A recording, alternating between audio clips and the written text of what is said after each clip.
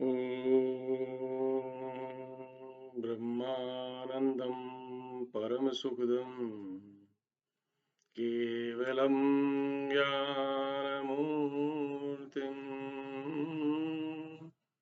द्वन्द्वातीतं गगनसदृशं तत्त्वमस्यादिलक्ष्यम् एकं नित्यं विमलमचलं सर्वधी साक्षिभूतम्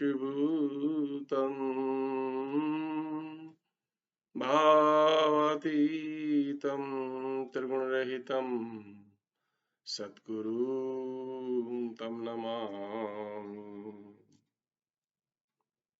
Shivom friends, today we will take up chapter number 56.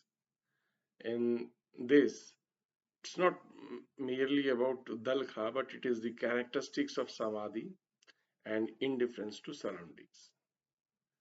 Vasishtha, I think we have done this. Yes, we have done this. We will take up the next one, the 57th one. And in the 57th one, dualism is innate in the soul will be discussed. Vasishtha continued, everyone feels consciousness residing in the soul. Just like everyone feels the sharp smell inherent in pepper. It is this consciousness, wherever we have reasoning of ego and non-ego, and the distinctions of duration and space in what is undivided dimension and infinite. The soul is like the universal ocean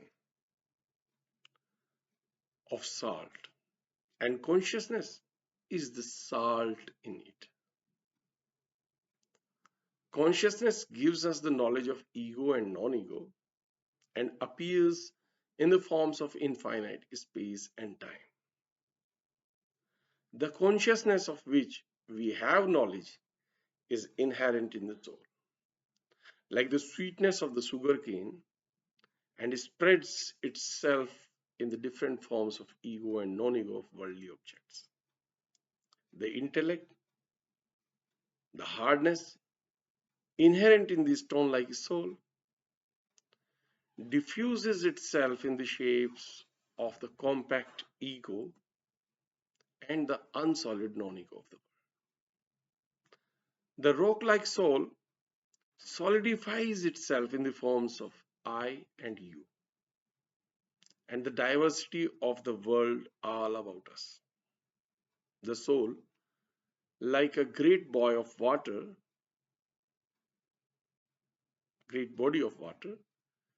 presents itself fluidity in the form of the intellect and assumes the forms of the whirlpools of the ego and the varieties of non-ego in the world. The great tree of the soul stretches itself in the plentiful branches of consciousness, producing the fruits of ego and the various forms of the non-ego in the world. The intellect, which is only a gap in the great vacuum of the soul, produces the ideas of I and you and of the universe beside. The intellect is as vain as vanity itself in the emptiness of the soul.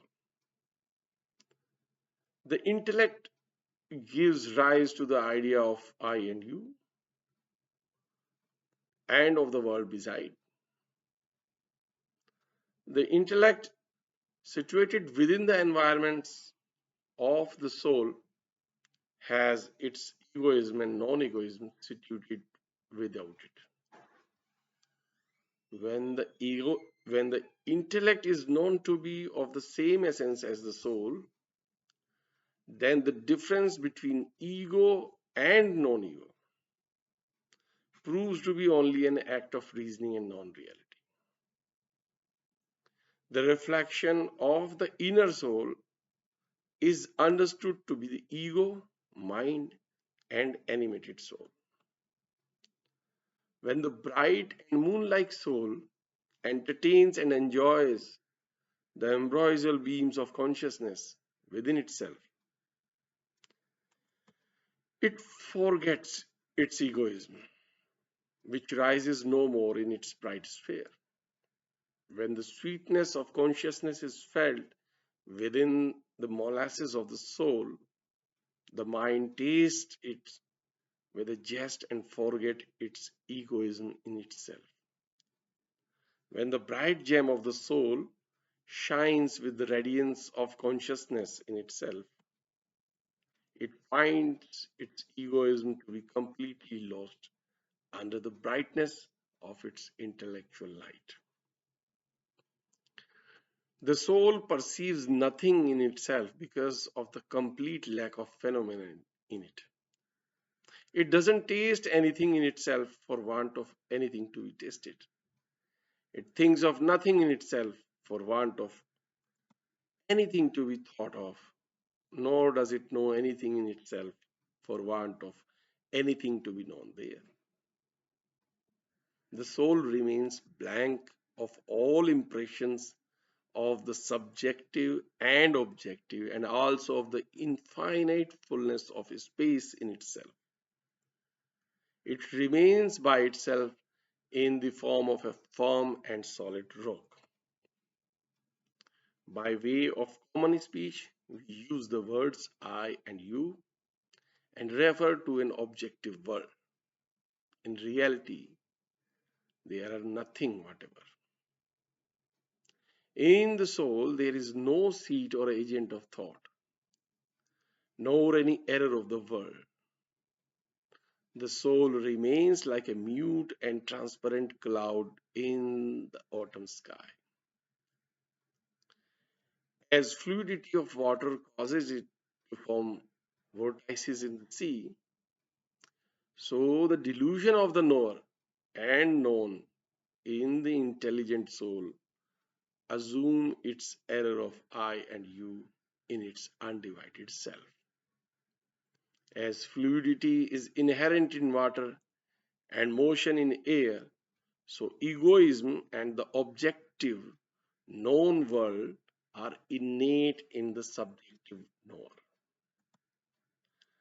The more a man understands the truth, the more clearly he knows that objects are the display of divine omniscience, the living God or Jeev Brahma. But if owing to its vitality and activity he comes to conceive the individual self or objectivity of all others, even a learned or knowing man is no better than an egoist. To the extent of intelligent soul, or which we call Jeev, derives pleasure from its knowledge of objects. It identifies with the knowledge of its sameness with or difference from that object. Living, knowing, and the knowledge of things are properties of the animated or concrete soul. But there is no difference of these in the distinct or universal and intellectual soul. As there is no difference between the intelligent and the living soul, so there is no diversity between the intelligent soul and Shiva, the Lord of animated nature, who is the undivided whole.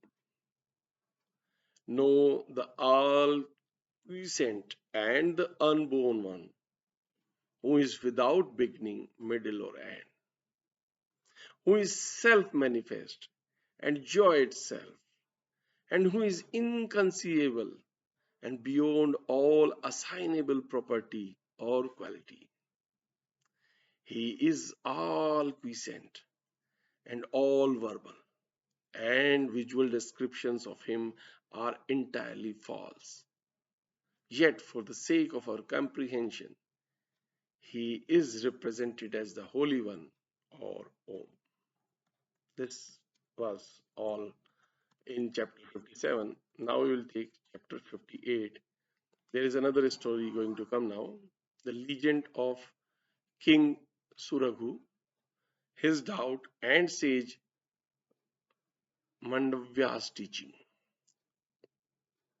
Vashiji said, Ramji, let me tell you an old legend to illustrate this subject. It is the story of the Kirata chief Suraghu, which is marvelous in its nature. There was a land in the north which was as white with its snowfalls as a heap of camphor, and which seemed to smile like the clear night under the moonbeams of the bright fortnight. It was situated on the summit of Himalaya called Mount Kailash. It was free from mountain elephants and the chief of all other peaks. It was milk white like the bed of Vishnu in the Milky Ocean and as bright as the paradise of Indra in heaven. It was fair as the seat of Brahma in the core of the lotus and as snow white as the snowy peak of Kedarnath, the favorite seat of Shiva. It appeared like the surging sea owing to the waving of Rudraksh tree over it. The parade of the Apsara rims about it and the reflections of its various gems. The playful Paramath, Paramathas and other demigods merrily sported here as gaily as blossoms of Ashoka plants tossed by the feet of wanton damsels. Here the god Shiva wanders about and sees waterfalls receding into the caves of the mountain, diluting the moonstones contained in them. By Mount Kailash, there was a place enclosed by trees, plants, creepers, and shrubs of various kinds, intersected by lakes, hills, and rivers, and interspersed by herds of deer and others of various species. That was where Akirata's people called Hemjatas, yellow haired Hemjatas, lived. They were as numerous as ants living at the foot of a big banyan tree. They lived like owls in the shades and hollows of trees and subsisted upon the fruits and flowers and herbage of the nearby forest, and by felling and by selling the Rudraksh woods of Mount Kailash. They had a chief among them who was noble minded and brave to defeat his enemies. He was the arm of the goddess of victory and he stretched it to protect his people. His name was Suraghu. He was mighty, killing his brave and dreadful enemies. He was powerful like the sun and as strong as the god of wind in his figure. In the extent of his kingdom, dignity and riches, he surpassed Kuber, the lord of Goyaks. He was greater in wisdom than the guru of the lord of gods, and he excelled the teacher of the Asura demons in learning. He discharged his royal duties by giving rewards and punishments as he saw men deserve them. He was firm in the acquittal of his duties, and as the sun in making the day and his daily course. He began to think about the pain or pleasure that his punishments and rewards cause his pupil, and to which they were like birds caught in nets from their freedom of flight. Why do I forcibly pierce the hearts of my people? He thought. Like they bruise sesame seeds for oil, it is pain that all persons are susceptible of pain and affliction like myself. Yes, they are all capable of pain, Therefore, I will cease to conflict them any more, but give riches and please everyone. But if I refrain from punishing those who torment the good, the wicked are sure to eliminate good. Just as a riverbed dries up for lack of rain, I am in such a painful dilemma. My punishment and mercy to men are both grievous to me, or pleasing and unpleasing to me by turns. Being in this manner, much troubled in his mind, his thoughts disturbed his spirit like waters in whirlpools. It happened one time that sage Mandavya met him at his house, just like the divine sage Narad. In his journey through the regions of the sky, meets Indra in his celestial abode. The king honored the sage with reverence and asked that he remove his doubt. As they cut down a poisonous tree in the garden with the stroke of the axe at its roots, Suraghu said, I am supremely blessed, O sage, at your call at my place, which has made me as joyful as the visit of the spring on the surface of the earth and gives a fresh bloom to the fading forest. Your visit, O sage, has made me more blessed than the blessed, and makes my heart bloom like the rising sun opens closed lotus petals. O Lord, you are acquainted with all truths, and you are quite at rest in your spirit.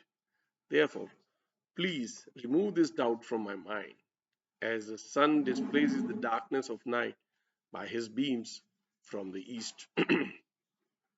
A doubt festering in the heart is said to be the greatest pain of man, and this pain is healed only in the society of good and wise. The thoughts of my rewards and punishments to my subjects have been tormenting my heart, just as scratches infected by a lion's claws afflict the bruised body.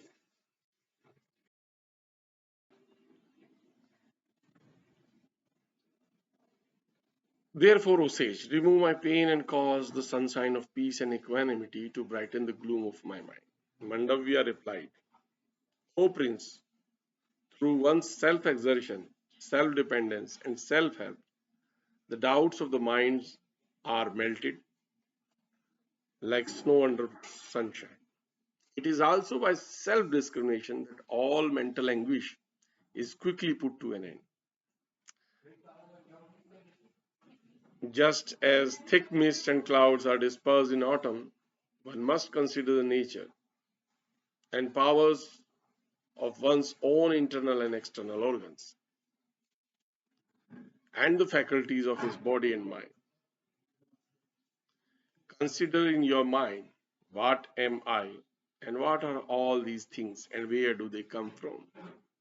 What does our life mean, and what is this death that waits upon it?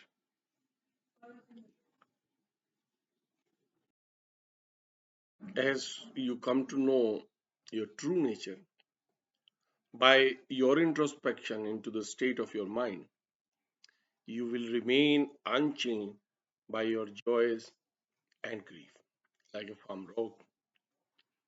As the mind is freed from its habitual unsteadiness and feverish heat, it regains its former tranquility, just like a rolling wave returns to the state of still water from which it arose.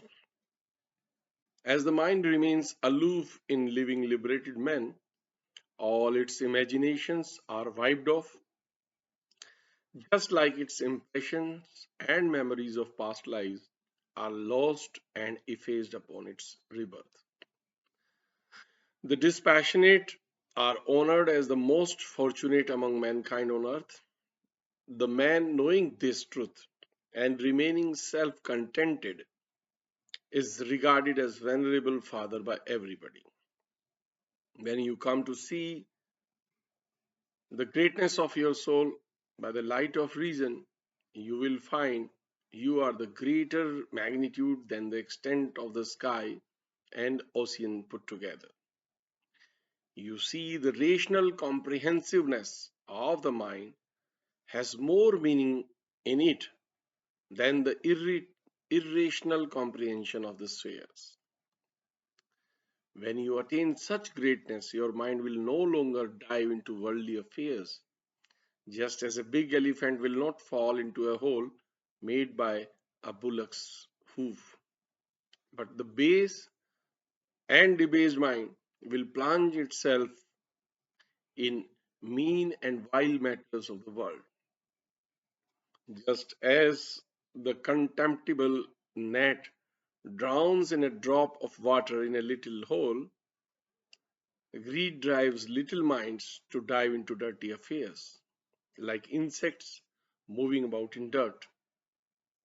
Their miserliness makes them covet all outward things, but great minds avoid taking notice of outward things in order to behold the pure light of Supreme Soul shining in themselves.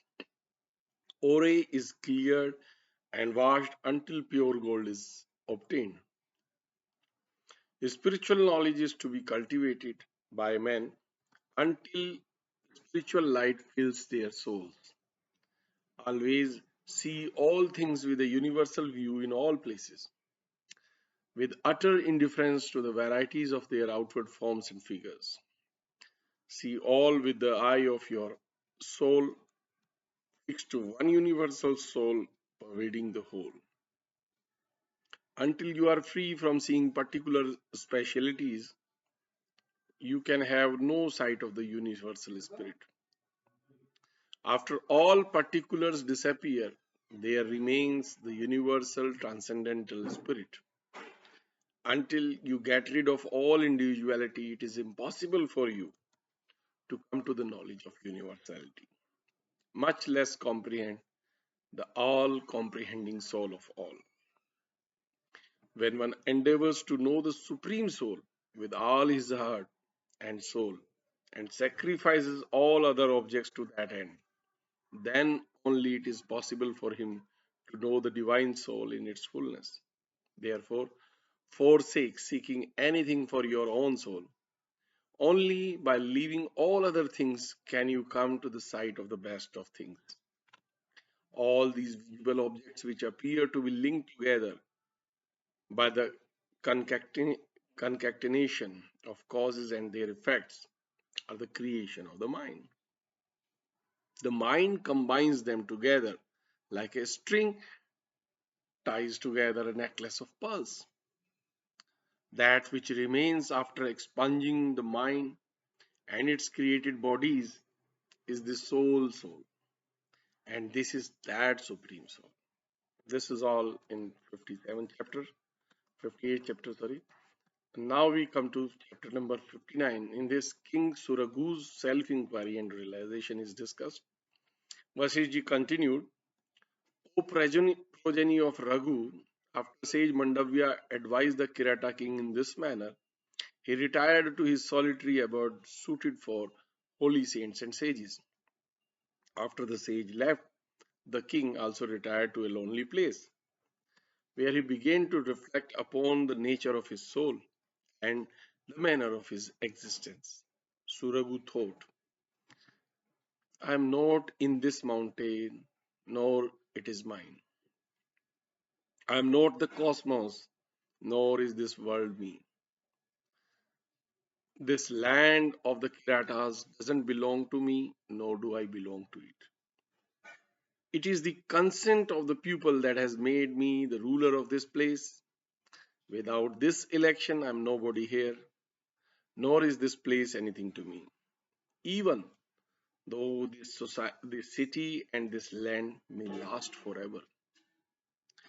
The city is so magnificent with its high flying flags, its gardens and my servants, and the long retinue of horse, elephants, and soldiers is, alas, nothing to me. All this was nothing to me before my election and will not be mine after I am gone. All these possessions, enjoyments, and consorts neither belong to me nor I to them. Thus, This government, with all its force and officers in the city, is nothing to me, nor am I ought to it in reality, except mere governmental compliments to one another. I think I am my body composed of my legs, hands, and feet. I believe I am placed in the midst of these, but I perceive my body to be composed of flesh and bones, and not my reasoning self, which, like the lotus flower rising in the water, bears no relation to that element. I find the flesh of my body to be dull and gross matter, which doesn't make my soul. I find my rational part to be not this gross flesh at all.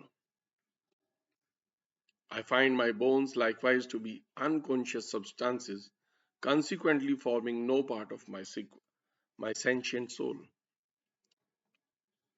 I am none of the organs of action, nor do these organs compose me.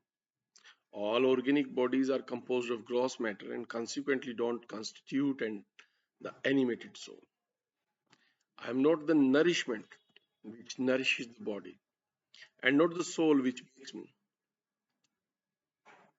I am not any of the organs of sense which perceive material impressions and have no consciousness without the intellect. I am not the mind which is a passive agent and minds whatever it feels. It is called understanding because it stands under all its external and internal perceptions and conceptions. And it is the root of all worldly evils caused by its egoistic feelings.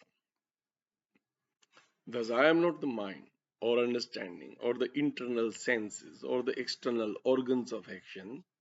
I am not the inner subtle body or its outer material and self locomotive form, but I am something beside all of these which I want to know. I see at last my intelligent living soul reflecting on what is perceptible, then called its intelligence. But this intelligent principle being roused by others doesn't come under the category of the soul. Thus, I renounce the knowable and don't acknowledge the intelligible intelligence as myself. It is at the end of all the immutable and pure consciousness which remains to be owned as myself. Ah, it is wonderful at last to come to know the soul and find it to be me and the infinite soul and the supreme spirit which has no end. As Indra and the gods reside and are resolved in Brahman, so the spirit of God pervades through all material bodies like the string of a necklace passing through the holes of all pearls of which it is composed. Power of the soul, known as consciousness, is pure and unstained in its nature. It is devoid of the dirt of thinkable objects and fills infinite space with its immense and stupendous figure. Consciousness is devoid of all attributes and pervades all existence in its subtle form. It stretches itself from the highest heaven to the lowest depths. It is the reservoir of all power. It is full with all beauty, and it is the light that enlightens all objects to us. It is the connecting chain to which all the worlds are linked together like pearls in a necklace. It is formless but capable of all forms and mutations, being connected with all matters and conversant with all subjects at all the times. It has no particular name or form, but is taken as varied in different forms according to the operations of the intellect. If it assumes 14 forms in its awareness of so many sorts of beings contained in the two wombs of the world, it is varied in all these forms in order to be aware of all things composing the whole body of the natural world.